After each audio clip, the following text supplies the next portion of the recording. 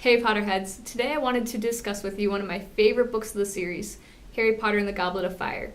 Or maybe, more aptly, it should have been called Harry Potter and the Worst Spectator Sport Ever. I think it was always one of my favorites because besides the school year and everything that arises during the school year, we had this extra magical competition between Harry and these other school champions, where we get to see him fly past a dragon, we get to go underwater with him for the second task, and then the third task we get to see him go through the maze and encounter all of these magical obstacles and creatures. Which is great for us as a reader since we can follow Harry's perspective, but it's really not so great for everybody else who's watching. And like most of my other videos, this is going to follow the books and not the movies. I know in the movies that the dragon and Harry, they go off on this grand adventure, so you can't really see them for part of it. But in the books, at least for the first task, everything that Harry did, the fans were able to see. But this isn't the case in the second and the third task.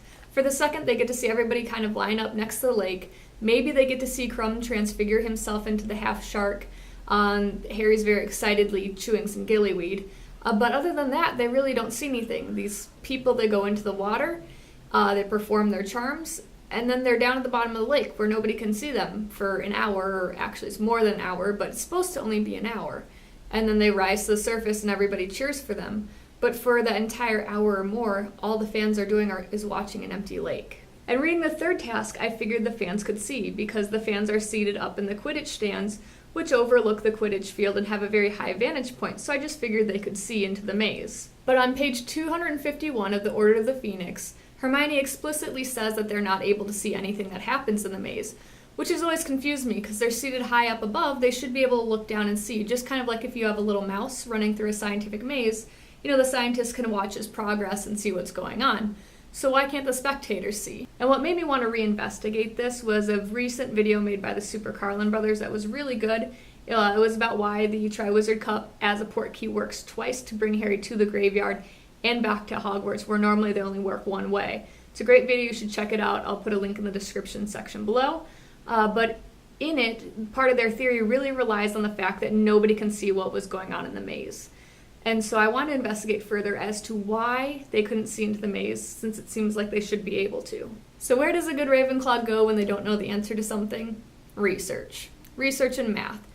So I did some math to see how far somebody could be away from the maze, high up in the Quidditch stands, and still be able to see into the maze and see what was going on. And now some drawings to illustrate my point.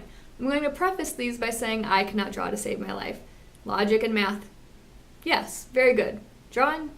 Not so great, but I'm going to do them anyways. So in Quidditch Throughout the Ages, it outlines the size of a Quidditch field for us. It says that it's 500 feet long, 180 feet wide, and that the goals are 50 feet high in the air. In the books, it's never explicitly stated how tall the stands are for the Quidditch field, but it does say that they're high enough to give a good view of the action. So I'm just going to put them at the same 50 feet level as the goals. Okay, so the next set of numbers that we need is the hedge dimensions themselves. It is explicitly stated that the hedges are 20 feet tall, but does not give us the space in between the hedges.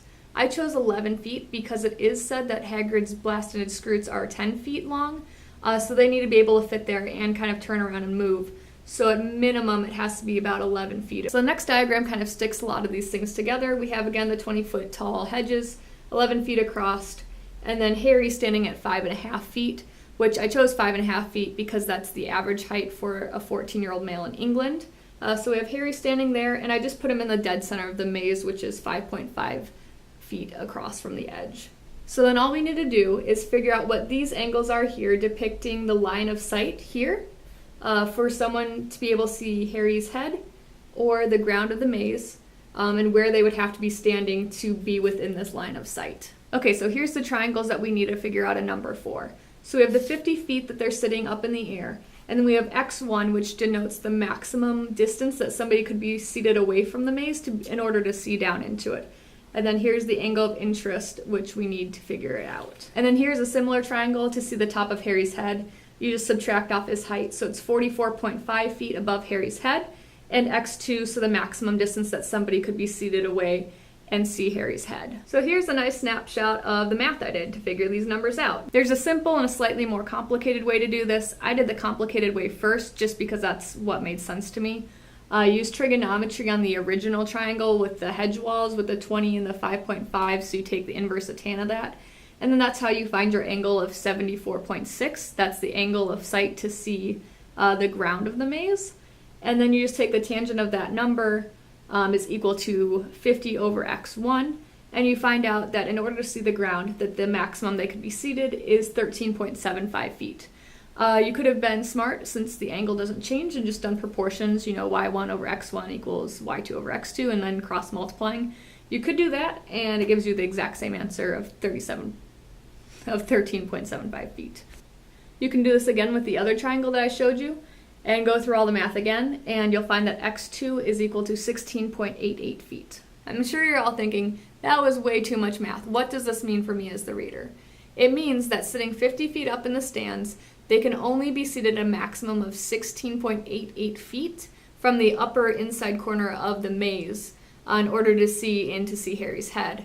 And since each row is at least 11 feet wide, that means even if they were seated right next to the maze and 50 feet up, they'd really only be able to see through one level of the maze. So this means they really couldn't see into much of the maze at all, and certainly not into the center where most of the action was happening. You guys have no idea how happy this made me. It's something that has been bothering me. It's so small, but it's something that has been bothering me for years. Years reading this, I said, why can't they see into the maze? They should just look down and see it. But it actually makes sense. Did this bother any of you guys like it bothered me? Or were you all just naturally gifted at math to realize that the angles wouldn't work? Let me know what you think in the towel section below, but thanks and have a magical day.